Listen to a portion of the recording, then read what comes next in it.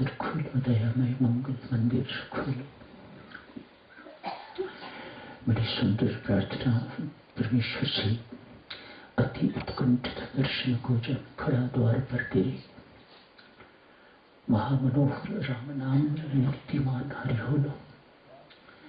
महामनोहर राम नाम में मूर्तिमान हरि होलो।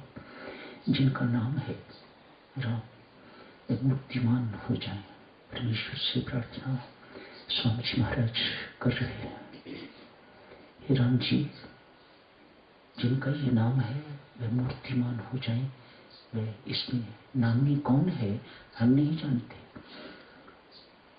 आप तो जानते हो। ये मेरा नाम है, आप मूर्तिमान पूछिएगा। ये तो नाम भगवान के दर्शन है। नामी जिनका नाम है मूर्तिमान हरि। दो दिव्य दर्शन देव देव जी, दया दृष्टि से देखो, शब्दों पर ध्यान दो देव सचन। दो दिव्य दर्शन देव देव जी, दया दृष्टि से देखो।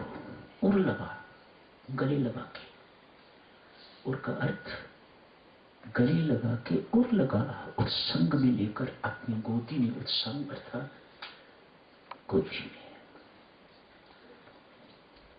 स्वामी जी महाराज की कितनी गहरी प्रार्थना है।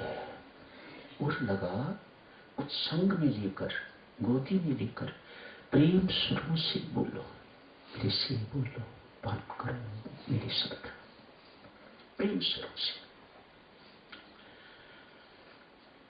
मंगल मंदिर खोलो, दया में मंगल मंदिर खोलो।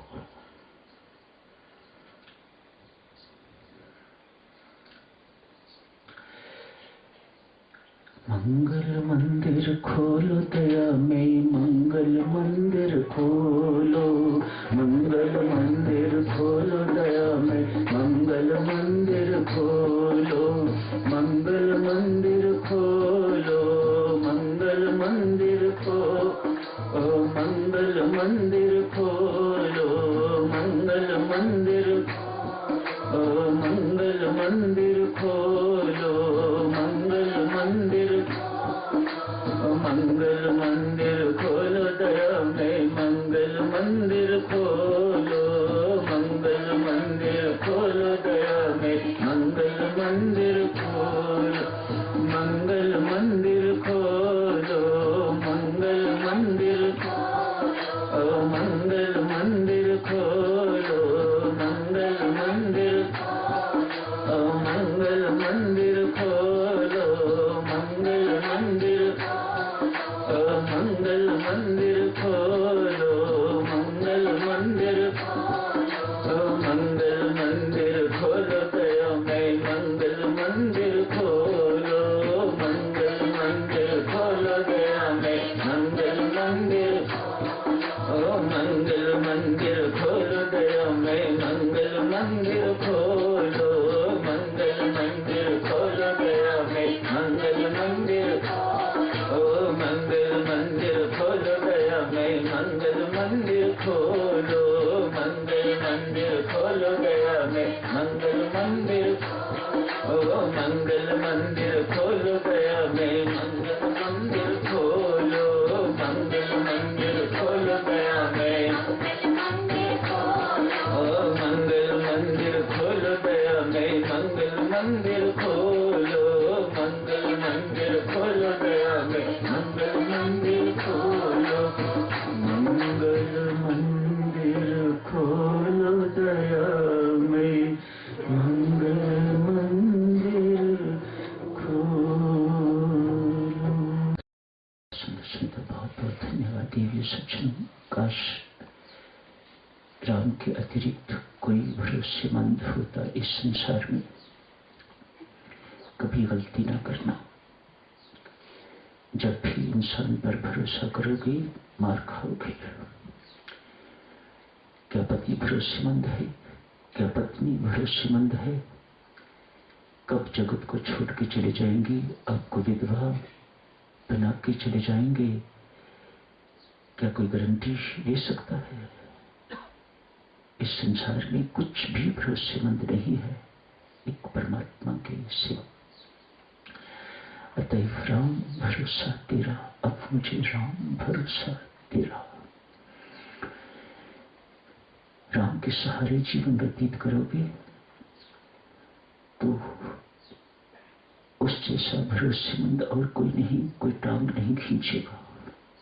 बाकी सब कब टांग खींचाएंगे, कब धक्का दे देंगे, कब छोड़ के चले जाएंगे, कुछ नहीं कहा जा सकता। अब मुझे राम भरोसा तेरा। व्यवहारिक दृष्टि से दिव्य सज्जनों संसार में रहना है, बस यहां रहना है, फंसना नहीं।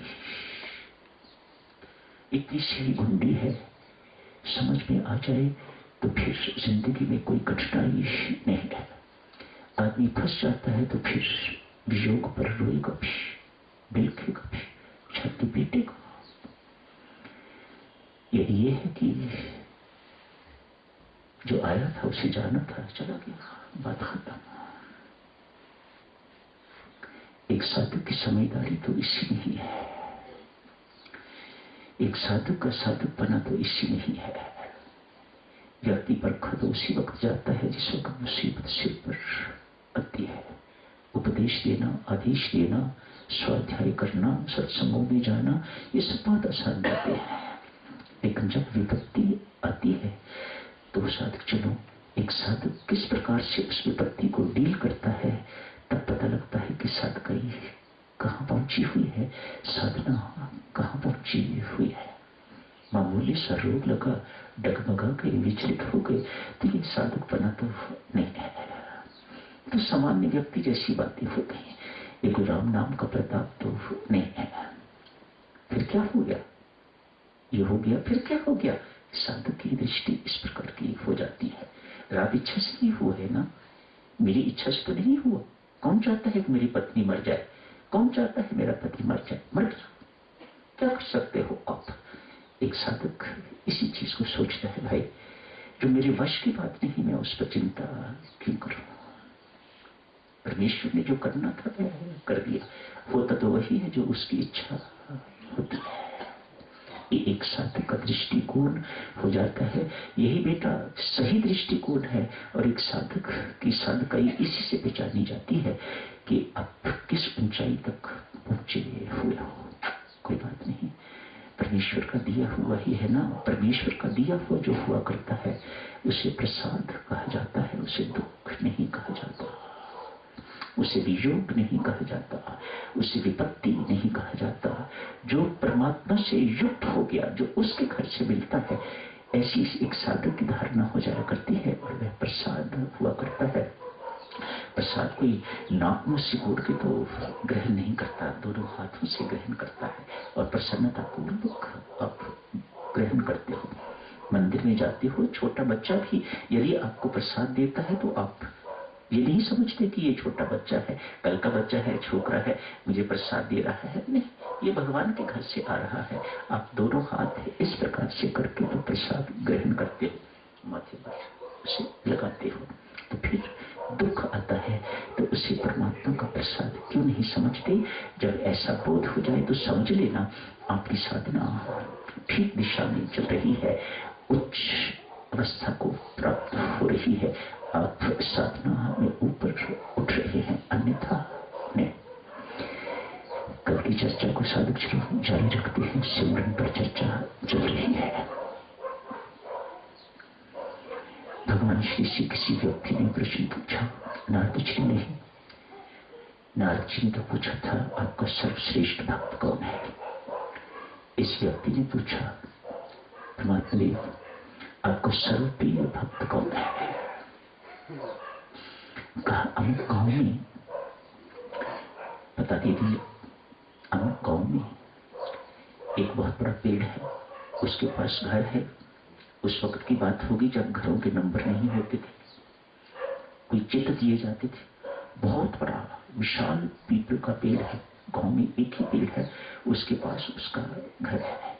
वह मेरा सर्वप्रिय भक्त है। व्यक्ति ढूंढता ढूंढता गांव पहुंचा है। पीपल का पेड़ इधर उधर दिख रहा है, मामूली व्यक्तियों के घर मानो वह अपेक्षा रख रहा था कोई कुटिया होगी, कोई संत महात्मा होगा, कोई गुफा होगी, कोई दाढ़ी बढ़ाए हुए व्यक्ति होगा, कोई सिर मुंडवाए हुए व्यक्ति होगा, कोई भव्य कपड़े वाला व्यक्ति होगा जो परमात्मा का सर्वप्रिय। ऐसी ही धारणा है हम सबकी, ऐसा ही हम सबका विश्वास है।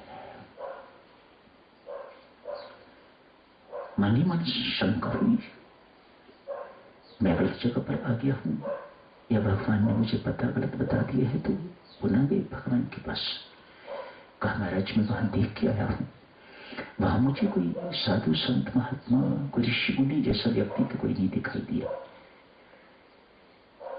नहीं भाई, जिसे तुम संत महात्मा ऋषि मुनि समझते हो, पता नहीं मैं उसे समझता हूं कि नहीं समझता।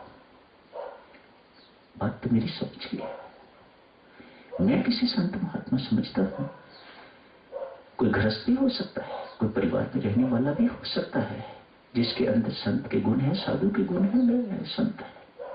वेश चले, मैं वेश की इतनी कदर नहीं करता, हाँ थोड़ा बहुत जरूर नंबर देता हूं, लेकिन ऐसा नहीं है। तुम ठीक जगह पर गए हो, वही वो रहता है। पुनः गया, एक किसान मिला,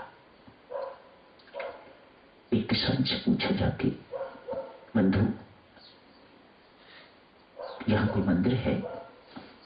नहीं। फिर आप कहां जाते हो? कहीं नहीं जाता, मेरा खेत है ना, सुबह वहां निकल जाता हूं, खेती का काम करता हूं, शाम को वापस लौटता हूं, जल्दी उठता हूं ताकि जल्दी काम शुरू हो जाए। अकेला आदमी हूं, कोई सहायता नहीं, अकेले को सब कुछ करना पड़ता है। शाम तक थका मांदा आता हूं, वापस आ जाता हूं, आके अपना खाना वाना खाया, आराम से सो जाता हूं। यही मेरा नियम है, मैं कहीं नहीं जाता। कहीं सत्संग में कोई यहाँ होता है, कोई संत महात्मा यहाँ आते हैं तो सत्संग में जाते हैं? नहीं भाई, छोटा सा गांव है, यहाँ कोई सत्संग भी नहीं होता जहां मैं जाऊं। कोई गुरुद्वारा है? नहीं, गुरुद्वारा भी नहीं है। कोई और जगह है यहाँ पर? नहीं, ऐसा कुछ नहीं। आप क्यों पूछ रहे हो ऐसी बातें? उसको कुछ नहीं कहा, पुनः भगवान के पास, कहा महाराज एक व्यक्ति तो मिला है मुझे, पर वो न मंदिर जाता है, न कोई पूजा करता है, न कोई माला फेरता है, न राम राम जपता है, अमृतवाणी का पाठ नहीं करता, कुछ नहीं करता, कहीं जाता आता नहीं है। कहता मैं खेत में जाता हूँ, सुबह रात को लौट आता हूँ, शाम को लौट आता। भगवान श्री कहते हैं व्यक्ति तो वही है, वही मेरा सर्वप्रिय भक्त है। तो उसी से फिर जाके पूछ, उसी से जाके चर्चा कर। गया है, अब आश्वासित हो गया, पक्का हो गया कि भगवान का सर्वप्रिय भक्त यही है। तो उसे सीधा साधा पूछा, भाई भगवान तुम्हें सर्वप्रिय भक्त मानते हैं ना, तुम मंदिर जाते हो, ना तुम परमात्मा को याद करते हो, कोई सिमरन इत्यादि, कोई सिमरन आपके हाथ में नहीं, कोई माला हाथ में नहीं, फिर ऐसा कौन सा कर्म है आपका जिसके कारण परमात्मा आपको अपना सर्वप्रिय, प्रिय नहीं सर्वप्रिय भक्त मानता है? अब किसान मुख खोलता है, कहता है बंधु स्मरण उसका किया जाता है जो कभी भूला हुआ हो, जो कभी भूला ही नहीं उसे याद किस लिए करना? वह राम जिसे तू कहता है कि मैं स्मरण नहीं करता, मेरे श्वास श्वास में बसता है, मेरे रोम रोम में रमता है, मेरी रग रग में रमता है, मेरे खून में उसी का प्रभाव होता है। मैं तो कभी उसे भूला ही नहीं, वह मेरे अंग संग है, आगे पीछे ऊपर नीचे आगे इधर उधर सब जगह सर्वत्र मुझे राम ही राम दिखाई देता है। तो मुझे विशेषता याद करने की क्या आवश्यकता है? संसार की हर घटना जो कुछ मुझे दिखाई देती है वह मुझे राम की याद दिलाती है। मुझे राम को याद करना नहीं पड़ता, मुझे राम याद रहता है। अंतर है ना। मानो सिमरन की 3 श्रेणियां, याद करना, याद आना और याद रहना। 3 बातें। याद करना, आप जाप करते हो, सत्संग के लिए आए हो, मानो आप कोशिश कर रहे हो परमात्मा को याद करने की, परमात्मा का स्मरण बना रहे, इसलिए यहां आए हुए हो। माला आपके हाथ में होती है, आपको माला दी जाती है तो आपको यही कहा जाता है ना, ये याद दिलाएगी कि आपको राम राम जपना है, परमात्मा का स्मरण हो।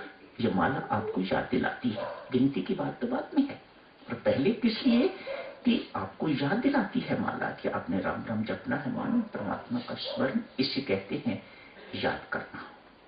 याद आना, स्मरण आना। ये क्या हुआ?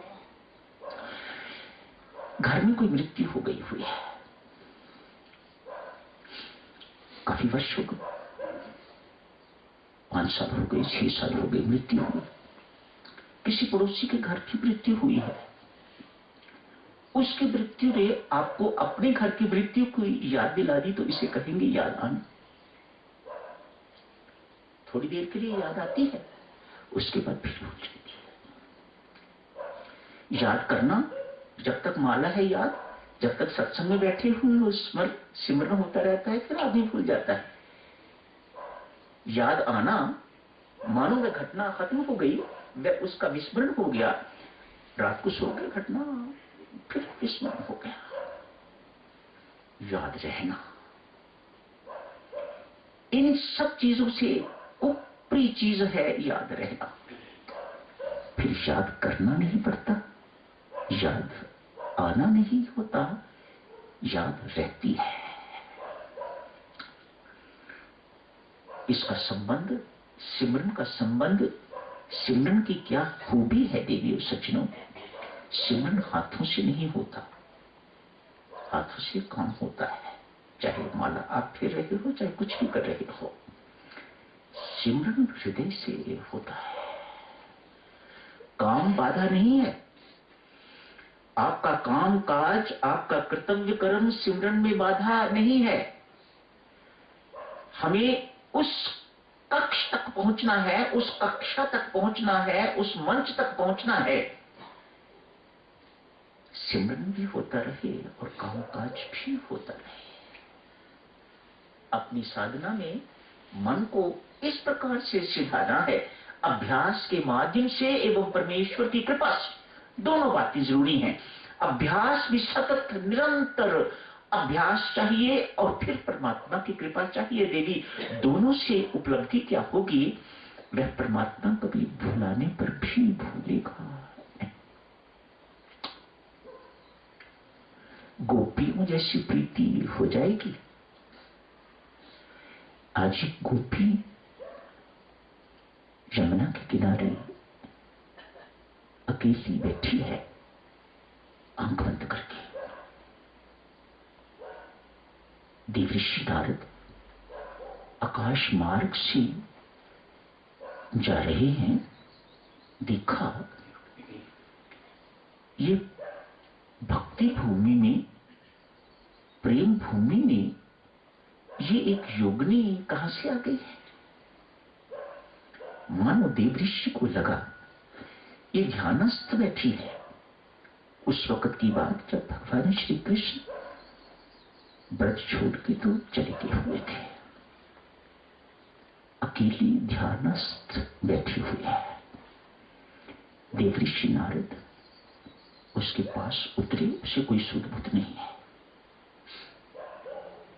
अपनी वीणा की झंकार करनी पड़ी तो इसकी आंख खुली, सामने देवऋषि प्रणाम किया। अरे तो क्या कर रही थी? ध्यान में भगवान को, कृष्ण को याद कर रही थी। नाम न लो उसका, गोपी कहती है, नाम न लो उसका। मैं उसे याद नहीं कर रही थी। गोपी की दशा देखो, कहती है रोज अपना घर बुहारती हूं, जितना हिस्सा बुहारती हूं वह कान्हा आके उतना ही उसी वक्त गंदा कर देता है। दूध निकालने के लिए बैठती हूं, पीछे आके मेरी चोटी खींचता है, मैं नहीं खींचता, एक दूध की धार मेरे मुख में मार, मैं दूध की धार उसके मुख में मारती हूं तो बाद में देखती हूं जमीन पर दूध गिरा हुआ होता है। धान कूटने के लिए बैठती हूं, धान कूटती हूं तो मूसल पकड़ लेता है, छोड़ इस काम को, पहले मेरे साथ खेल।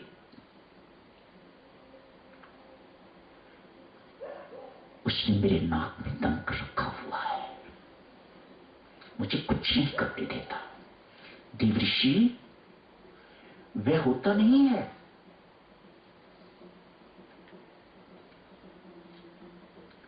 कहता है मेरे मुंह में धार मार दूध की, वह होता नहीं है, दूध जमीन पर गिरता है, मेरा मूसल पकड़ता है धान कूटते हुए, वह होता नहीं है वहां पर। ये मेरे मन के भ्रम है, मैं क्या करूं, मेरा मन मेरे वश में नहीं रहा।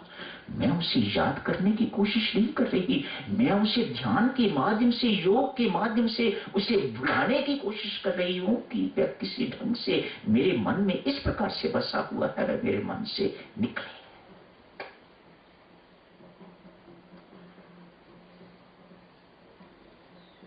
ऐसी प्रीति, ऐसा सिमरन,